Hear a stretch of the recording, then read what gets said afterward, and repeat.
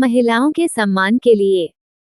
बेटी गुड़ की तरह है, मीठी लगती है, और बहू नमक की तरह कड़वी लगती है। जिस तरह नमक के बिना सब्जी अधूरी है, उसी तरह बहू के बिना घर अधूरा है।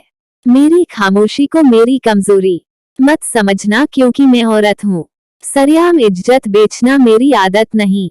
लड़कियां कभी हारती नहीं, उनको हर बार हराया जाता है। जमाना क्या कहेगा, यही कहकर बचपन से चुप कराया जाता है। जिस घर में औरतों की इज्जत होती है, उस घर में लक्ष्मी जी की पूजा अपने आप हो जाती है। समय दिया करो अपने रिश्ते को। ताजमहल लोगों ने देखा है, मुमताज ने नहीं। मुझे मेरे अपनों ने गिराया, नतीजा ये हुआ कि मैं तैरना सीख गई।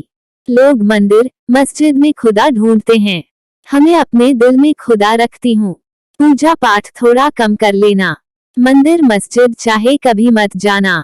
अगर किसी की बेटी कहीं मुसीबत में हो, उसको घर तक सुरक्षित छोड़ आना थोड़ी देर के लिए, उसके भगवान बन जाना। बहू और बेटियां नमक की तरह होती हैं जनाब। जिस तरह नमक के बिना सब्जी अधूरी है, इसी तरह उनके बगैर भी घर की रौनक अधूरी है।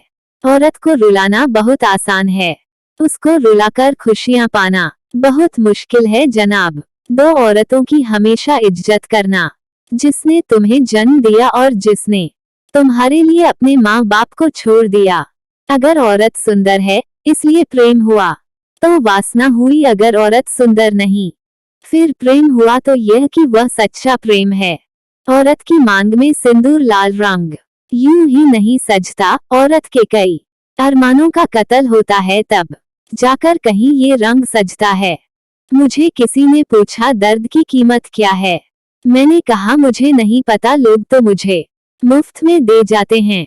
पढ़ा लिखा आदमी अनपढ़ औरत के साथ जीवन गुजार सकता है, लेकिन 80% पढ़ी लिखी औरतें अनपढ़ आदमी के साथ नहीं रह सकती।